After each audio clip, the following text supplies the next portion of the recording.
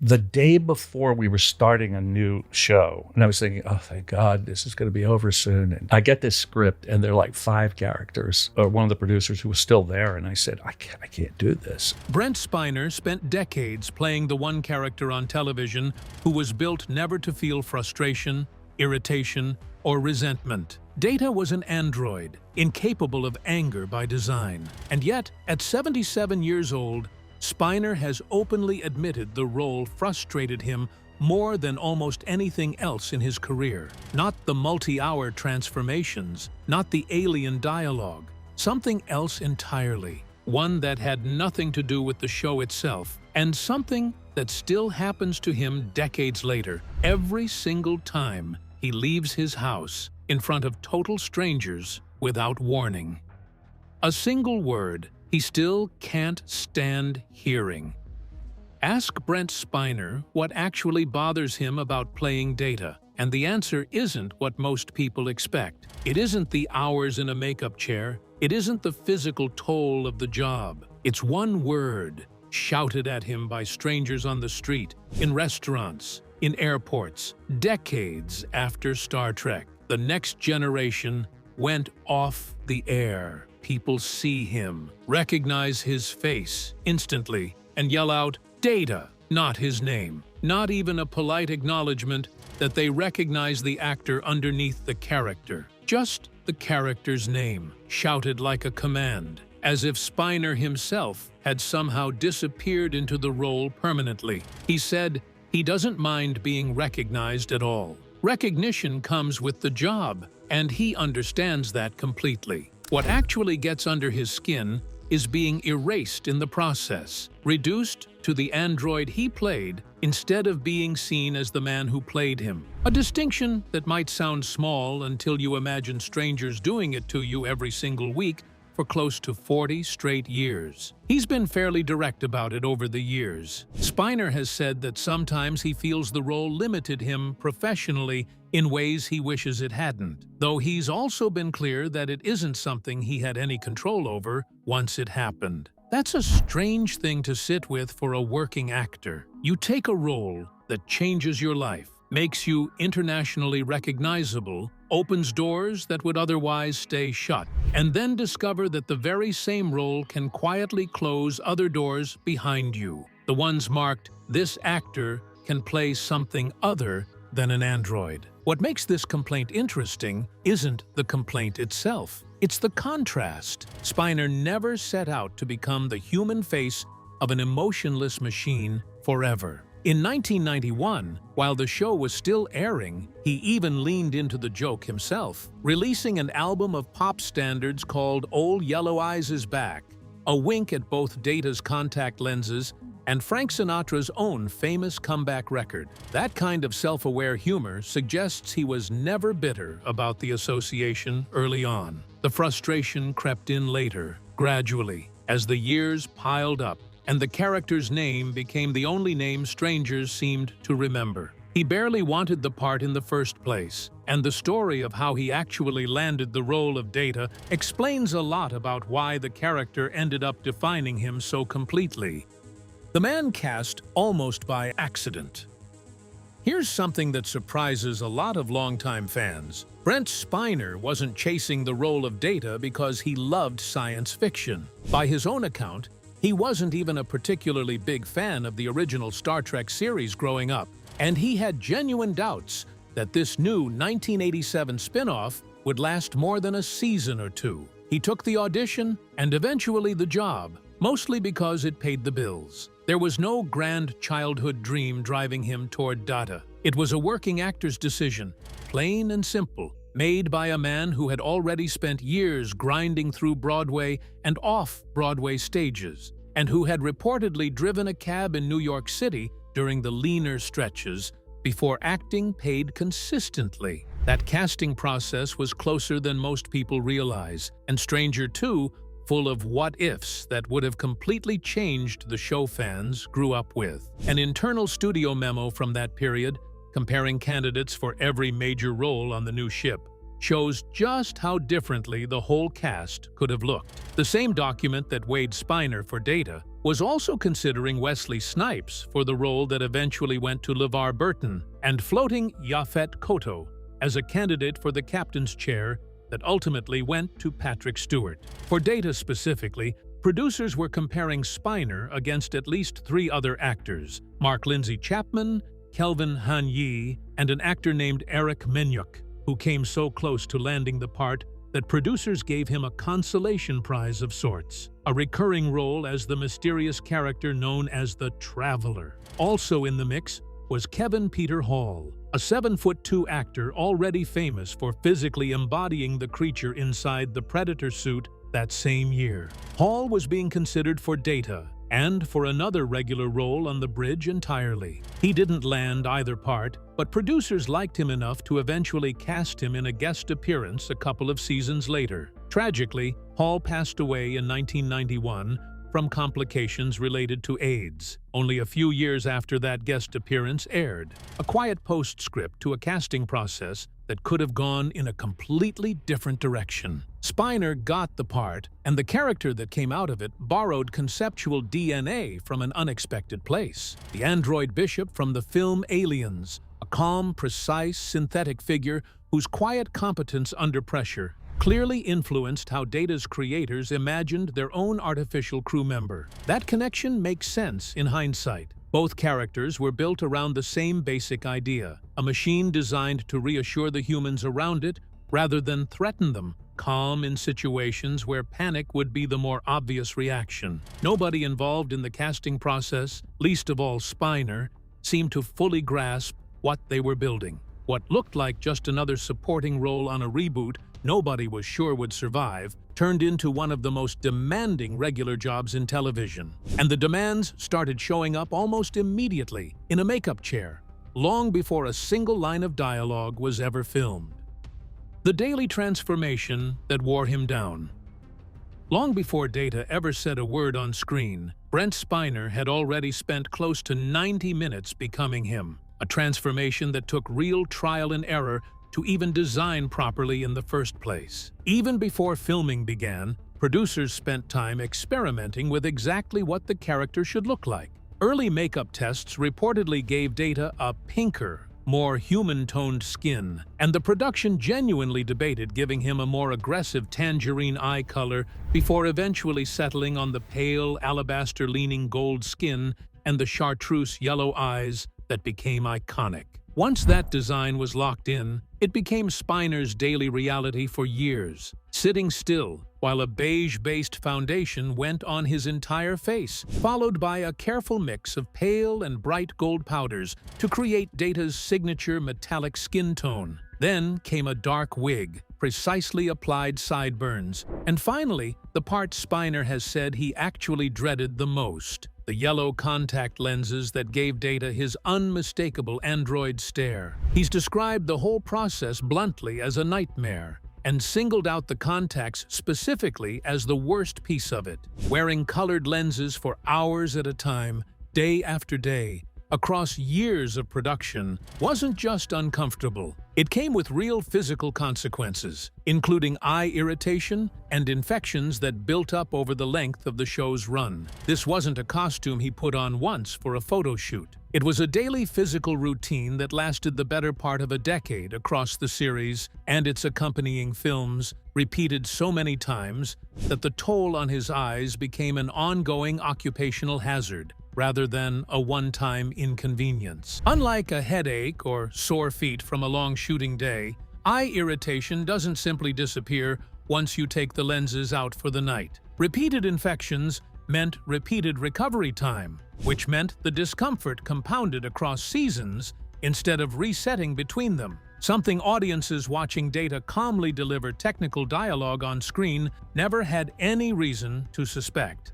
To his credit, Spiner has also said the experience wasn't miserable the entire way through, largely because of the makeup supervisor overseeing it, a man named Michael Westmore, who Spiner has described as a genuinely skilled and kind collaborator, someone who made an objectively rough process as pleasant as it could realistically be. There's a small irony buried in that praise. Westmore went on to win multiple Emmy Awards across his decades, designing makeup for the Star Trek franchise, recognition for turning actors into convincing aliens and androids. Spiner, the actor doing the actual daily performing underneath all of that gold paint, never won a single one for playing the character it was built around. That detail matters, because it shows the makeup wasn't really the core of Spiner's frustration with the role. It was a genuine physical burden, but one he came to accept as simply part of the job. The far bigger problem was waiting for him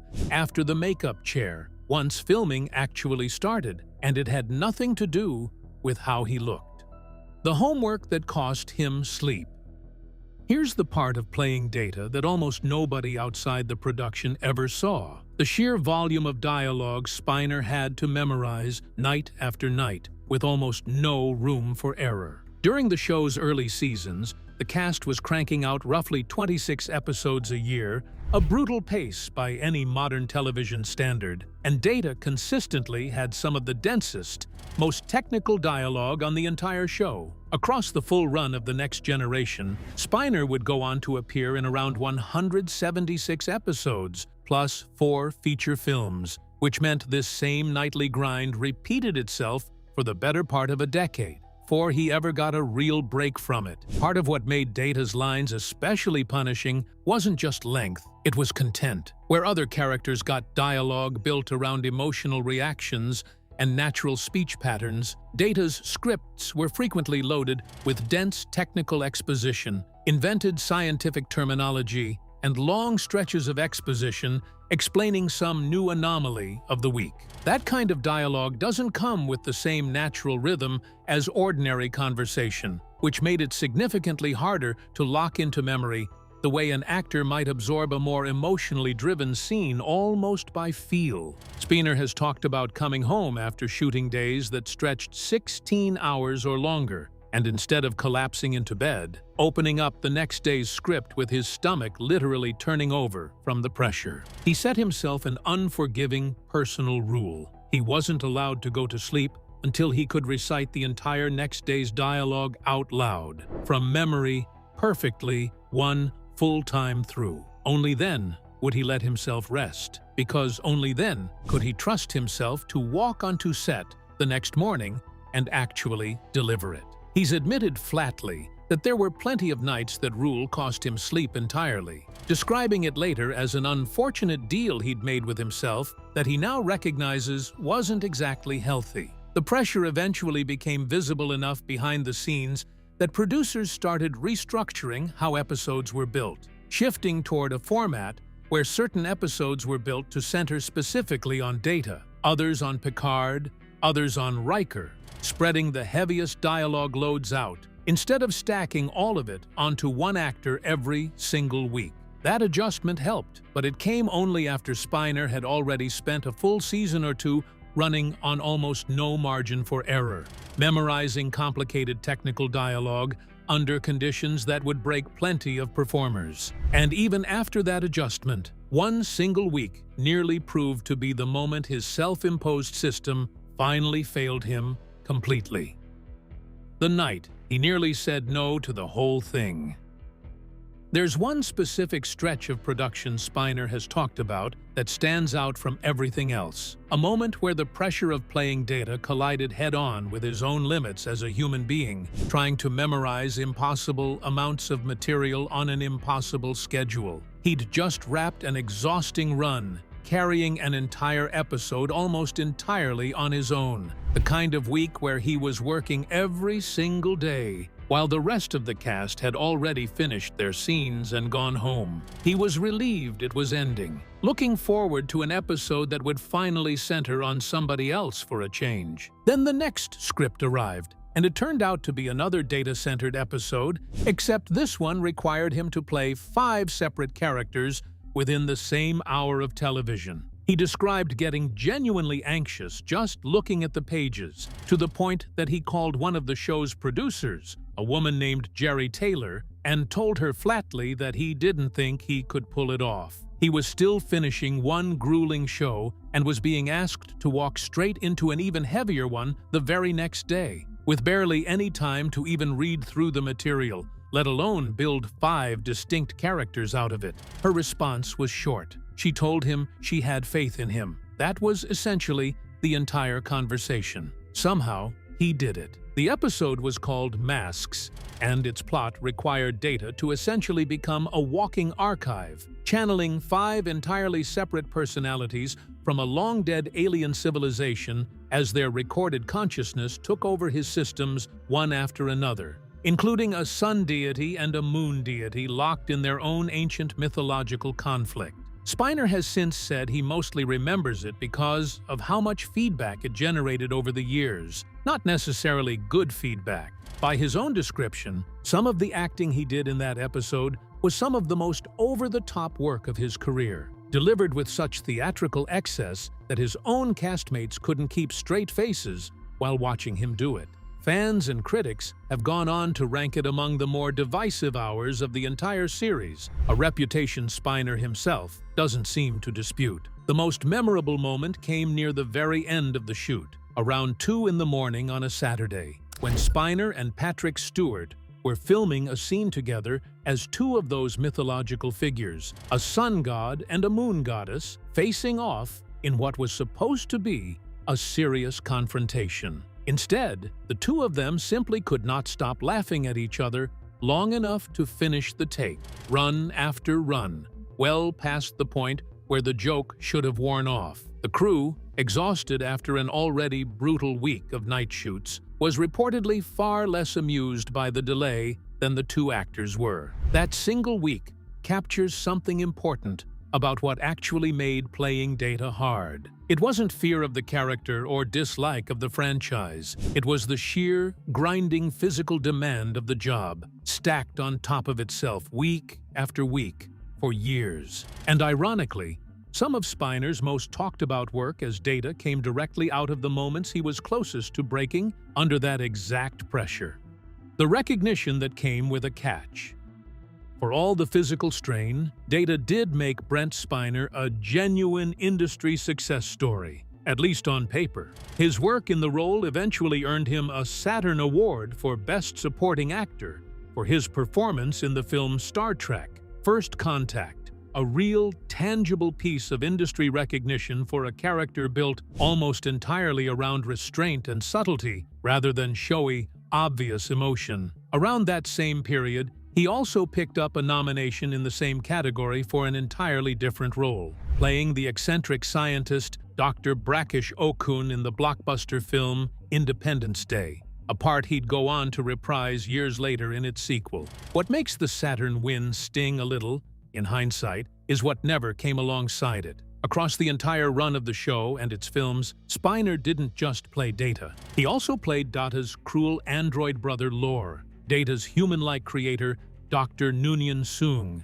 and later the prototype android B4, meaning he was regularly asked to build and distinguish 4 separate characters using variations of the same base performance and makeup. His castmate Patrick Stewart later wrote in his own memoir that Spiner's range across those roles was staggeringly good, singling out an episode called The Offspring, in which Data builds an android daughter of his own, as one of Spiner's finest hours on the show. Despite all of that, and despite an entire television franchise built partly on his shoulders for the better part of a decade, Spiner was never nominated for a single Emmy for playing any version of the character. Stewart himself has called that outcome a genuine injustice, and it's hard to argue otherwise when you consider how rarely Star Trek performances get recognized by the Television Academy at all. That snub wasn't entirely personal to Spiner either. Across its entire 7-season run,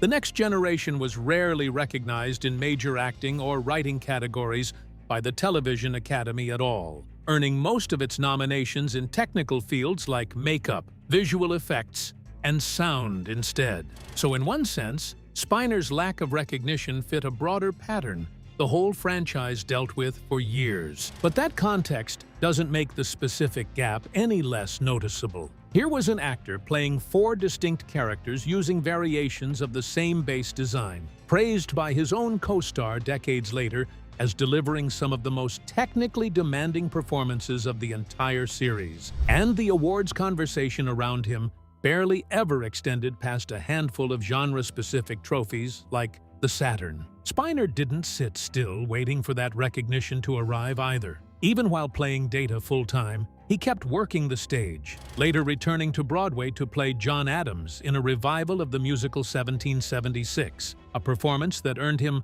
a Drama Desk nomination for Outstanding Actor in a Musical, alongside other theater credits stretching back to productions of Chekhov's The Cherry Orchard and The Seagull. Fans who watched him work all 7 seasons noticed the same pattern eventually. Whatever Data was asked to do that week, comedic, tragic, robotic, or fully human, Spiner was the one actually doing the heavy lifting underneath the gold paint, episode after episode, largely without a break.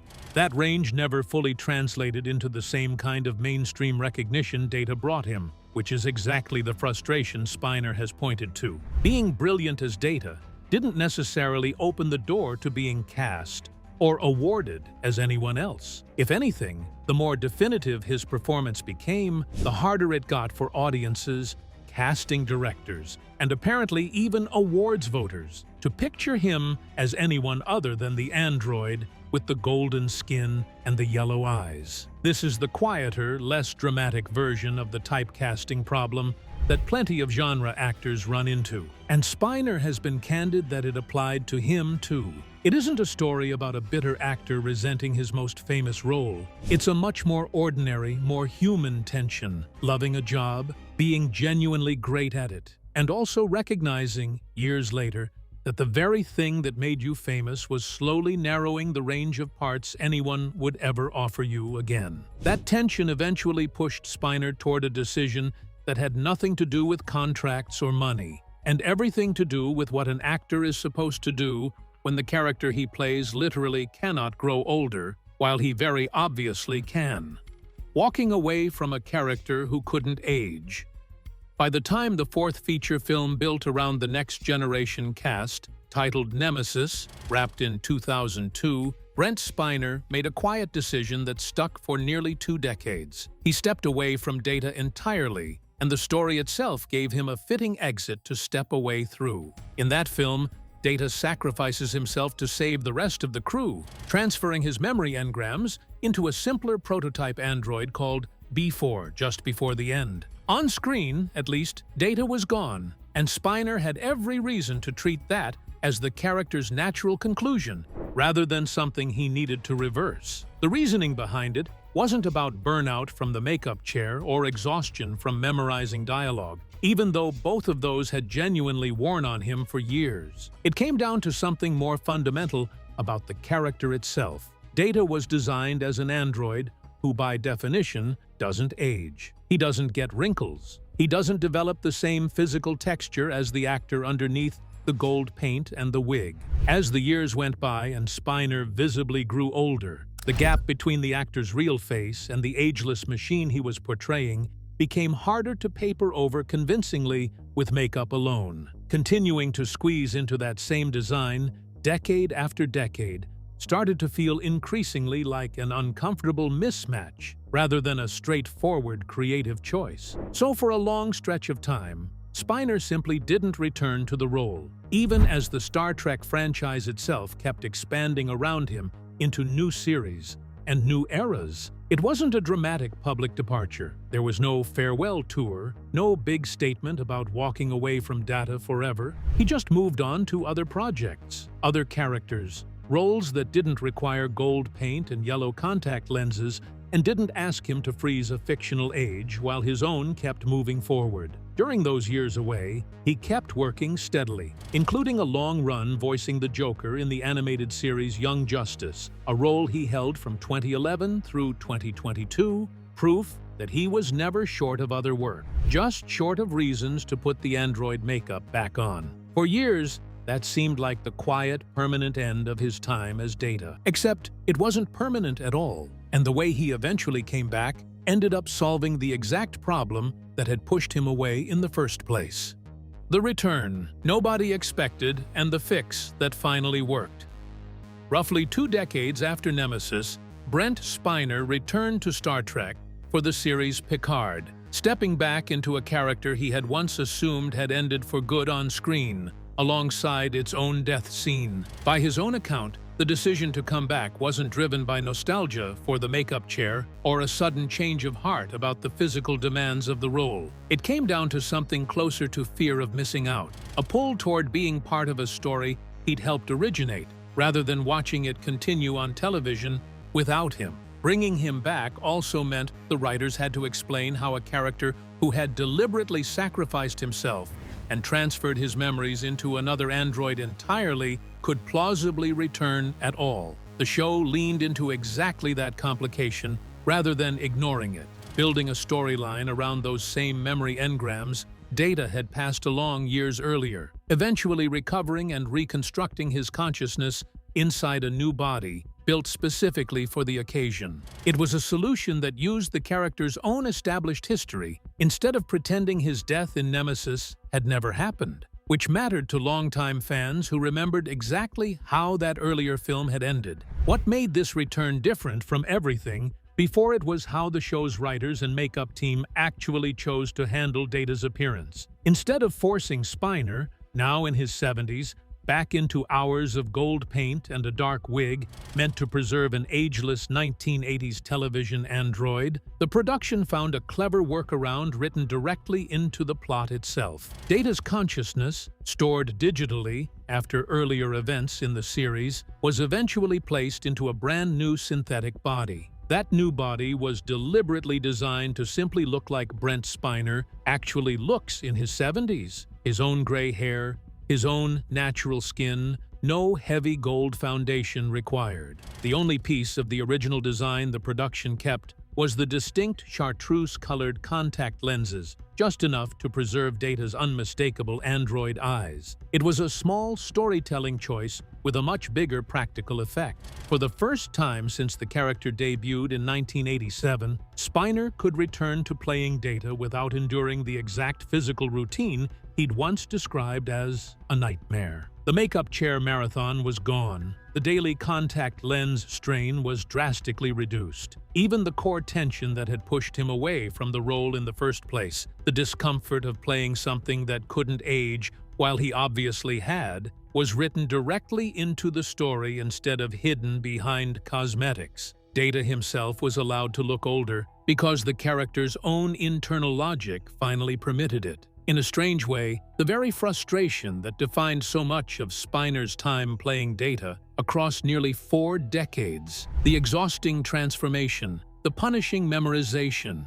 the sense of being reduced to a single character in the eyes of strangers, all led eventually to a version of the role that finally let him just be Brent Spiner, 70-something years old, playing an android without pretending to be anything he wasn't anymore. It's a strange kind of resolution, one that took almost 40 years and a complete rewrite of the character's own biology to arrive at, but it addressed the exact source of his frustration more directly than any amount of praise, awards, or box office success ever had. The makeup chair that once ate up 90 minutes of every filming day was, for the most part, finally gone. The mismatch between an ageless machine and an aging actor was written into the plot, instead of hidden underneath it. And the man once shouted at on the street simply for looking like his character got to appear on screen again looking, for the first time in the role, unmistakably like himself. Now we'd like to hear from you